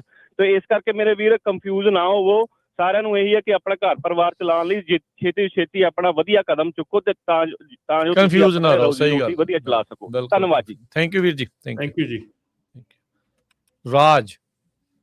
ਹਾਂਜੀ, ਸਤਿ ਸ਼੍ਰੀ ਅਕਾਲ ਜੀ। ਸਤਿ ਸ਼੍ਰੀ ਅਕਾਲ। ਇਹ ਮੈਂ ਪੁੱਛਣਾ ਸੀ ਜੀ, ਆਪਣਾ ਜਿੱਦਾਂ ਹੁਣ ਮੇਰਾ B ਕਲਾਸ ਦਾ ਆਇਆ, ਵਰਕ ਪਰਮਿਟ ਤੇ ਆਣਾ, ਮੇਰਾ ਮੈਡੀਕਲ ਹੋਣ ਵਾਲਾ, ਆਪਣਾ ਮੈਂ ਲੋਕਲ ਹੀ ਚਲਾਉਣਾ ਬੇ ਏਰੀਏ 'ਚ, ਤੇ ਉਹ ਧੱਕਾ ਨਹੀਂ ਜਿੱਦਾਂ ਹੁਣ ਜਿੱਦਾਂ ਇਹ ਤਾਂ ਅੰਡਰ ਸਟੇਟ ਦਾ ਹੀ ਆਉਂਦਾ ਨਾ, ਜਿੱਦਾਂ ਲੋਕਲ ਤੁਸੀਂ ਚਲਾਉਂਦੇ ਕੈਲੀਫੋਰਨੀਆ 'ਚ ਹੀ, ਤੇ ਫਿਰ ਉਹ ਮੈਡੀਕਲ ਵੀ ਨਾ ਜੇ ਕਰਨ ਫਿਰ ਤਾਂ ਇਹ ਕੋਈ ਸਿਸਟਮ ਹੀ ਨਹੀਂ, ਫਿਰ ਮਤਲਬ ਉਹ ਵੀ ਫੈਡਰਲ ਦੀ ਮੰਨੂਗੇ ਇਹ ਕਿ ਮਤਲਬ ਕਿ ਜੇ ਮੈਂ ਸਟੇਟ 'ਚ ਚਲਾਉਣਾ, ਈਵਨ ਮੈਂ ਸਟੇਟ 'ਚ ਵੀ ਨਹੀਂ ਚਲਾਉਣਾ, ਬੇ ਏਰੀਆ ਲੋਕਲ ਹੀ ਚਲਾਉਣਾ ਇੱਥੇ, ਤੇ ਉਹ ਜੇ ਰਿਫਿਊਜ਼ ਕਰਨ ਮੇਰਾ ਮੈਡੀਕਲ ਵੀ ਈਵਨ ਤੇ ਮੇਰਾ ਲਾਇਸੈਂਸ ਵੀ ਨਹੀਂ ਕੋਈ ਕੈਂਸਲ ਹੋਇਆ, ਨਾ ਮੈਨੂੰ ਕੋਈ ਲੈਟਰ ਆਇਆ ਭਾਜੀ। ਤੁਸੀਂ ਲੱਗਿਆ ਨਹੀਂ, ਮੈਂ ਉਹ ਪੁੱਛਣਾ ਕੋਈ ਹੋ ਸਕਦਾ ਕੋਈ? ਭਾਜੀ ਤੁਸੀਂ ਸਪੈਕੂਲੇਟ ਕਰੀ ਜਾਂਦੇ ਬਈ ਘਰੇ ਬੈਠੇ ਵੀ ਇੱਦਾਂ ਹੋ ਸਕਦਾ, ਇੱਦਾਂ ਹੋ ਜਾਣਾ। ਤੁਸੀਂ ਆਪਣਾ ਜਦੋਂ ਤੁਹਾਡਾ ਮੈਡੀਕਲ ਆ, ਅਸੀਂ ਮੈਡੀਕਲ ਇੱਥੇ ਰੋਜ਼ ਲੋਕਾਂ ਦੇ ਕਰਦੇ ਹਾਂ ਔਰ ਮੈਡੀਕਲ ਅਪਡੇਟ ਕਰਦੇ ਹਾਂ, DMV ਦੇ ਵਿੱਚ ਹੋ ਰਹੇ ਆ, ਸਭ ਕੁਝ ਹੋ ਰਿਹਾ। ਤੁਸੀਂ ਸਪੈਕੂਲੇਟ ਕਰੀ ਜਾ ਰਹੇ ਘਰੇ ਬੈਠੇ ਵੀ ਇੱਦਾਂ ਹੋ ਜਾਊਗਾ, ਇਹ ਹੋ ਜਾਊਗਾ ਜਾਂ ਮੇਰਾ ਰੋਕ ਲੈਣਗੇ। ਤੁਸੀਂ ਆਪਣਾ ਮੈਡੀਕਲ ਕਰਾਓ, ਆਪਣਾ ਸਬਮਿਟ ਕਰੋ, that's it. Okay, thank you. ਕਿਉਂਕਿ ਬਹੁਤ ਜ਼ਿਆਦਾ ਰਿਊਮਰ ਫੈਲ ਰਿਹਾ ਨਾ, ਉਹ ਮਾੜਾ ਮੈਡੀਕਲ ਤਾਂ ਕਰਾਉਣਾ ਹੀ ਆ ਪੈਣਾ ਆ ਨਾ। ਤੁਸੀਂ ਰਿਊਮਰ ਸੁਣ ਕੇ ਆਪਣਾ ਮੈਡੀਕਲ ਘਰੇ ਲੈ ਕੇ ਨਾ ਬੈਠ ਜਾਓ, ਤੁਸੀਂ ਆਪਣਾ ਜਾਓ ਕਰਾਓ। ਜੇ ਤੁਹਾਡਾ ਲਾਇਸੈਂਸ ਕੈਂਸਲ ਨਹੀਂ ਹੋਇਆ, ਲਾਇਸੈਂਸ ਵੈਲਿਡ ਹੈ ਤੁਹਾਡਾ, ਲੈਣਗੇ ਕਿਉਂ ਨਹੀਂ ਲੈਣਗੇ? ਹਾਂਜੀ, ਨਹੀਂ ਮੈਂ ਉੱਦਾਂ ਪੁੱਛਣਾ ਸੀ ਨੌਲੇਜ ਦੇ ਕਿ ਜਿੱਦਾਂ ਹੁਣ ਜੇ ਮੰਨ ਲਓ ਵਰਕ ਪਰਮਿਟ ਤੇ ਲਾਇਸੈਂਸ ਆ B ਕਲਾਸ ਦਾ, ਉਹ ਮਤਲਬ ਉਹ ਨਹੀਂ ਅੱਗੇ ਰਿਨਿਊ ਕਰਾ ਸਕਦੇ ਕਿ ਜੇ ਈਵਨ ਮੈਂ ਲੋਕਲ ਚਲਾਉਣਾ? ਜੇ ਤਾਂ ਕਿਸੇ ਨੇ ਨਹੀਂ ਫੜੀ, ਜੇ ਤਾਂ ਆਪਾਂ ਜੇ ਕਰਕੇ ਤਾਂ ਆਪਾਂ ਇੱਥੇ ਸਾਰੀ ਦਿਹਾੜੀ ਪ੍ਰੋਗਰਾਮ ਕਰੀ ਜਾਵਾਂਗੇ, ਜੇ ਨਹੀਂ ਫੜੀ ਜਾਣੀ ਆਪਣੇ ਕੋਲ। ਅੱਛਾ ਜੀ, ਥੈਂਕ ਯੂ ਸੋ ਮਚ ਜੀ ਤੁਹਾਡੇ ਟਾਈਮ। ਟੇਕ ਇਟ ਈਜ਼ੀ, ਕੋਈ ਗੱਲ ਨਹੀਂ। ਤੁਹਾਡਾ ਲਾਇਸੈਂਸ ਖਰਾ ਆ, ਤੁਸੀਂ ਜਾਓ ਆਪਣਾ ਮੈਡੀਕਲ ਕਰਾਓ, ਸਬਮਿਟ ਕਰੋ, ਗੱਲ ਖਤਮ। ਹਾਂਜੀ, ਐਕਚੁਅਲੀ ਇਦਾਂ ਆ ਨਾ ਰਮਨ ਜੀ, ਹਰਜੋਤ ਜੀ, ਵੀ ਲੋਕ ਫਿਰ ਡਰ ਜ਼ਿਆਦਾ ਜਾਂਦੇ ਕਿਉਂਕਿ ਕਹਿੰਦੇ ਵੀ ਜਿਹੜਾ ਵੀ ਜਾਂਦਾ ਉਹਦਾ ਰੱਖ ਲੈਂਦੇ ਆ। ਉਹ ਜਿਹਦਾ ਸਹੀ ਵੀ ਆ ਉਹਨੂੰ ਵੀ ਡਰ ਲੱਗਣ ਲੱਗ ਜਾਂਦਾ ਵੀ ਕਿਤੇ ਮੇਰਾ ਵੀ ਨਾ ਰੱਖ ਲੈਣ। ਉਹ ਇਹ ਇੱਕ ਡਰ ਦਾ ਮਾਹੌਲ ਜਿਹੜਾ ਉਹ ਤਾਂ ਰੱਖਣਾ ਹੀ ਆ। ਜੇ ਉਹ ਨਹੀਂ ਰੱਖਣਾ, ਸਭ ਤੋਂ ਪ੍ਰੋਬਲਮ ਇਹ ਆ ਵੀ ਜਿਹੜਾ ਸੋਸ਼ਲ ਮੀਡੀਆ ਦੇ ਉੱਤੇ ਟਿਕਟੌਕ ਤੇ ਗਲਤ ਇਨਫੋਰਮੇਸ਼ਨ ਫੈਲਾਉਂਦੇ ਆ। ਜਦੋਂ ਆਪਾਂ ਸਹੀ ਇਨਫੋਰਮੇਸ਼ਨ ਦਿੰਦੇ ਆ ਫਿਰ ਕਹਿੰਦੇ ਜੀ ਇਹ ਤਾਂ ਬਹੁਤ ਨੈਗੇਟਿਵ ਖਬਰ ਦਿੰਦੇ ਆ। ਨੈਗੇਟਿਵ ਖਬਰ ਤਾਂ ਖਬਰ ਹੁੰਦੀ, ਉਹਦੇ ਵਿੱਚ ਨੈਗੇਟਿਵ ਪੋਜ਼ਿਟਿਵ ਥੋੜੀ ਹੁੰਦਾ ਹੈ ਕੁਝ। ਉਹ ਤਾਂ ਖਬਰ ਆ। ਨਹੀਂ, ਮੇਰੀ ਗੱਲ ਸੁਣ ਰਾਜਕਿਰਨ, ਉਹ ਜਿਹੜਾ ਹੁਣ ਕੋਈ ਗਲਤ ਕੰਮ ਕਰਦਾ ਉਹਦੇ ਲਈ ਨੈਗੇਟਿਵ ਖਬਰ ਆ, ਜਿਹੜਾ ਕੋਈ ਸਹੀ ਕਰਦਾ ਉਹਦੇ ਲਈ ਪੋਜ਼ਿਟਿਵ ਆ।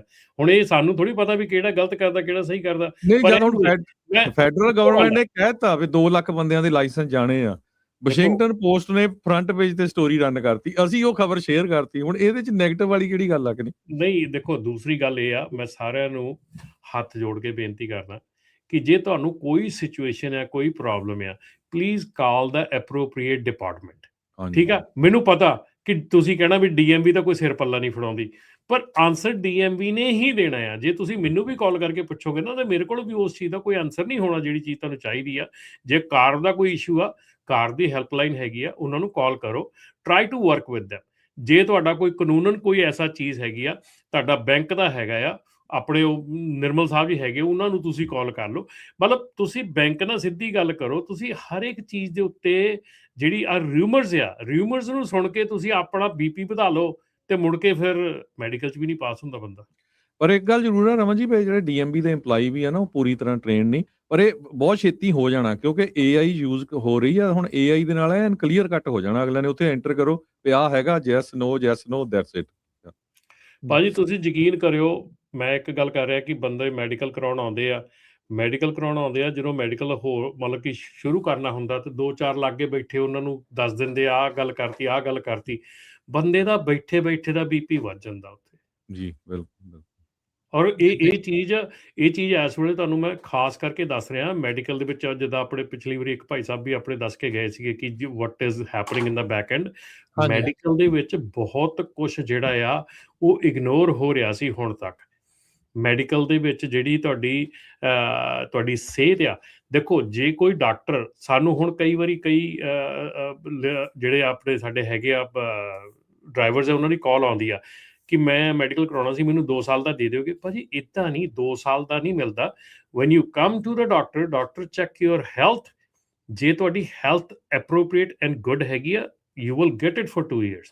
ਜੇ ਤੁਹਾਡੀ ਹੈਲਥ ਗੁੱਡ ਨਹੀਂ ਹੈਗੀ then you will get it for 1 year, maybe 6 months, maybe 3 months. ਠੀਕ ਹੈ, ਬਹੁਤ ਇਹ ਚੀਜ਼ ਵੱਡੀ ਆ, ਕਿਉਂਕਿ ਇੱਥੇ ਜੇ ਤੁਸੀਂ ਕਿਸੇ ਡਾਕਟਰ ਕੋਲ ਜਾਂਦੇ ਆ ਔਰ ਉਹ ਤੁਹਾਨੂੰ ਰੋਕ ਰਿਹਾ ਇਹ ਗੱਲ ਕਰਨ ਤੋਂ।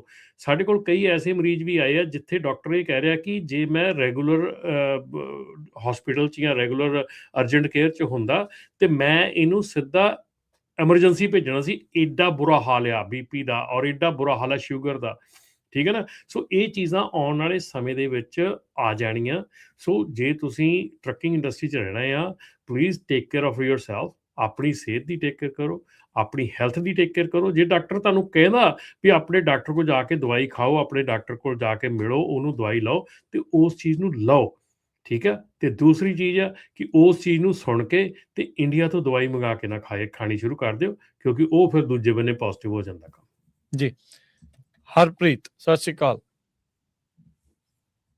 ਸਤਿ ਸ਼੍ਰੀ ਅਕਾਲ ਭਾਜੀ। ਮੇਰਾ ਕੁਐਸਚਨ ਸੀਗਾ ਜੀ, ਮੈਂ ਨਾ ਭਾਜੀ ਪਹਿਲਾਂ ਟ੍ਰੇਸੀ ਰਹਿਣਾ ਸੀਗਾ ਤੇ ਹੁਣ ਮੈਂ ਸੈਕਰਾਮੈਂਟੋ ਮੂਵ ਹੋ ਗਿਆ ਤੇ ਭਾਜੀ ਮੈਂ ਆਪਣਾ ਲਾਇਸੈਂਸ ਤੇ ਐਡਰੈਸ ਚੇਂਜ ਕਰਵਾਉਣਾ ਸੀਗਾ। ਕੀ ਮੈਂ ਉਹਦੀ ਐਪਲੀਕੇਸ਼ਨ ਸਬਮਿਟ ਕਰ ਸਕਦਾ ਤੇ ਮੈਨੂੰ ਨਵਾਂ ਕਾਰਡ ਦੇਣਗੇ ਕਿ ਇਹਦੇ ਵਿੱਚ ਕੋਈ ਇਸ਼ੂ ਖੜਾ ਹੋ ਸਕਦਾ ਆ? ਹੁਣ ਇਹ ਵੀ ਸਿੰਪਲ ਜਿਹਾ ਚੀਜ਼ ਆ, ਤੁਸੀਂ ਜਾਓ ਆਪਣਾ ਐਡਰੈਸ ਚੇਂਜ ਕਰਾਓ, ਬਸ ਜਾ ਕੇ ਆਪਣਾ ਐਡਰੈਸ ਚੇਂਜ ਕਰਵਾ ਲਓ। ਤੁਹਾਨੂੰ ਉਹ ਆਨਲਾਈਨ ਵੀ ਐਡਰੈਸ ਚੇਂਜ ਦੀ ਐਪਲੀਕੇਸ਼ਨ ਪਾ ਦਿੰਦੇ ਆ, ਤੁਸੀਂ ਉੱਥੇ ਜਾ ਕੇ ਵੀ ਕਰਵਾ ਸਕਦੇ, ਆਨਲਾਈਨ ਆਪਣਾ ਐਡਰੈਸ ਚੇਂਜ ਕਰਵਾ ਲਓ। ਮੈਂ ਆਨਲਾਈਨ 2 ਵਾਰੀ ਟਰਾਈ ਕੀਤਾ ਹੈ ਤੇ ਉਹਦੇ ਵਿੱਚ ਐਰਰ ਆ ਜਾਂਦਾ ਹੈਗਾ ਆ ਐਂਡ ਦੇ ਸੇ ਕਿ ਆਪਾਂ ਨੂੰ DMV ਵਿਜ਼ਿਟ ਕਰਨਾ ਪੈਣਾ ਹੈਗਾ ਆ।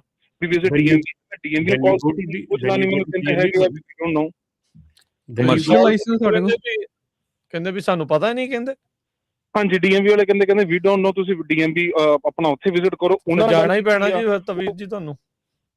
ਤੇ ਭਾਜੀ DMV ਮੈਂ ਗਿਆ ਸੀ, ਵਿਜ਼ਿਟ ਕੀਤਾ ਹੈਗਾ, ਬਟ DMV ਵਾਲੇ ਕਹਿੰਦੇ ਹੈਗੇ ਵੀ ਇਟਸ ਆਨਲਾਈਨ ਸਰਵਿਸ ਅਵੇਲੇਬਲ ਆ, ਉੱਥੇ ਜਾਓ। ਜੇ ਜਿਹੜਾ ਕਿਓਸਕ ਲੱਗਿਆ ਹੈਗਾ ਆ ਵੀ ਤੁਸੀਂ ਕਿਓਸਕ ਤੋਂ ਰਿਕੁਐਸਟ ਸਬਮਿਟ ਕਰ ਦਿਓ। ਜੇ ਮੈਂ ਫੋਨ ਤੋਂ ਕਰਦਾ ਹੈਗਾ ਆ ਉੱਤੇ ਉਹ ਆ ਜਾਂਦਾ ਹੈਗਾ ਵੀ 3 ਦਿਨ 'ਚ ਤੁਹਾਨੂੰ ਰਿਪਲਾਈ ਆ ਜਾਏਗਾ। ਉਸ ਤੋਂ ਬਾਅਦ ਪਰ ਰਿਪਲਾਈ ਕੋਈ ਨਹੀਂ ਹੁੰਦਾ। ਮਤਲਬ ਕਿ ਮੈਨੂੰ ਇਹ ਡਰ ਆ ਵੀ ਐ ਨਾ ਹੋਵੇ ਵੀ ਮੈਂ ਸਬਮਿਟ ਕਰਦਾ ਰਿਕੁਐਸਟ ਮੁੜ ਕੇ ਜਿਹੜਾ ਮੇਰਾ ਵੀ ਮਤਲਬ ਕਿ ਉੱਥੇ ਜਾ ਕੇ DMV ਲਾਇਸੈਂਸ ਮੈਂ ਬਾਏ ਹੈਂਡ ਦੇ ਦਾਂ, ਮੇਰਾ ਪੁਰਾਣਾ ਲਾਇਸੈਂਸ ਵੀ ਰੱਖ ਲੈਣਾ ਤੇ ਮੁੜ ਕੇ ਮੈਨੂੰ ਕਹਿਣ ਵੀ ਨਵਾਂ ਅਸੀਂ ਤੁਹਾਨੂੰ ਦੇਣਾ ਨਹੀਂ ਬਿਕੋਜ਼ ਤੁਸੀਂ ਫਿਰ ਨਾਨ ਡੋਮਿਸਾਈਲ ਲਾਇਸੈਂਸ ਆ। ਇਹਦੇ ਬਾਰੇ ਅਨਫੋਰਚੂਨੇਟ ਸਿਚੁਏਸ਼ਨ ਹੈਗੀ ਆ ਜੀ, ਬਹੁਤ ਜ਼ਿਆਦਾ ਅਨਫੋਰਚੂਨੇਟ ਹੈਗੀ ਆ। ਇਹਦਾ ਨਾ ਸਾਡੇ ਕੋਲ ਕੋਈ ਜਵਾਬ ਹੈਗਾ ਤੇ ਆਈ ਥਿੰਕ DMV ਤੇ ਕੋਲ ਤਾਂ ਤੁਸੀਂ ਸੁਣ ਹੀ ਲਿਆ, ਉਹਨਾਂ ਕੋਲ ਤਾਂ ਆਪਣੇ ਕੋਲ ਕੋਈ ਜਵਾਬ ਨਹੀਂ ਹੈਗਾ। ਸੋ ਅਨਫੋਰਚੂਨੇਟ ਸਿਚੁਏਸ਼ਨ ਹੈਗੀ ਆ। ਕੀਪ ਟਰਾਈਂਗ ਆਨਲਾਈਨ, ਉਹਨੂੰ ਟਰਾਈ ਕਰਦੇ ਰਹੋ ਕਿ hopefully it will get done online. ਜੀ ਠੀਕ ਹੈ ਜੀ, ਓਕੇ, ਥੈਂਕ ਯੂ ਮੇਰਾ ਵੀਰ, ਥੈਂਕ ਯੂ। ਬੂਟਾ ਸਿੰਘ। ਹਾਂਜੀ, ਹਰਜੋਤ ਸਿੰਘ ਜੀ ਖਾਲਸਾ ਜੀ ਤੇ ਰਾਜਕਰ ਵੀਰ ਜੀ ਤੇ ਰਮਨ ਢਿੱਲੋਂ ਜੀ ਤੇ ਪੰਜਾਬੀ ਰੇਡੀਓ USA ਦੇ ਸਾਰੇ ਸੁਣਨ ਵਾਲੇ ਸਰੋਤਿਆਂ ਨੂੰ ਵਾਹਿਗੁਰੂ ਜੀ ਕਾ ਖਾਲਸਾ, ਵਾਹਿਗੁਰੂ ਜੀ ਕੀ ਫਤਿਹ ਜੀ। ਵਾਹਿਗੁਰੂ ਜੀ ਕਾ ਖਾਲਸਾ, ਵਾਹਿਗੁਰੂ ਜੀ ਕੀ ਫਤਿਹ। ਦੇਖੋ ਜੀ, ਆਪਾਂ ਖਾਲਸਾ ਫੌਜ ਬਣ ਕੇ ਵੀ ਐਵੇਂ ਡਰੀ ਜਾਂਦੇ ਹਨਾ। ਉਹ ਪਹਿਲਾਂ ਸਿਆਣੇ ਕਹਾਵਤ ਹੁੰਦੀ ਸੀ, ਹੱਥੀਂ ਵੰਜ ਸਨੇ ਖੇਤੀ, ਹੁਣ ਨਾ ਆਖੇ ਬੱਤੀਆਂ ਤੋਂ ਤੇਤੀ। ਉਹ ਗੱਲ ਬਾਈ ਕਰਦੇ ਆ ਹਨਾ।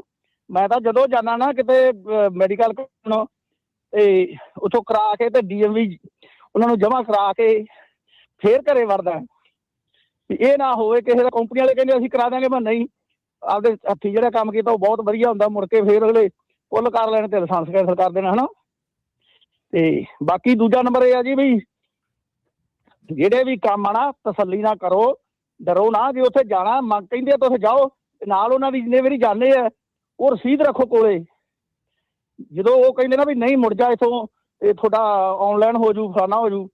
ਜੇ ਨਹੀਂ ਵੀ ਕਰਦੇ ਤਾਂ ਤੁਸੀਂ ਕੋਰਟ 'ਚ ਵੀ ਜਾ ਸਕਦੇ ਵੀ ਮੈਂ 4 ਵਿਜ਼ਿਟ ਕੀਤੀਆਂ, 5 ਵਿਜ਼ਿਟ ਕੀਤੀਆਂ, ਇਹਨਾਂ ਨੇ ਮੈਨੂੰ ਆਹ ਕੁਛ ਕਿਹਾ।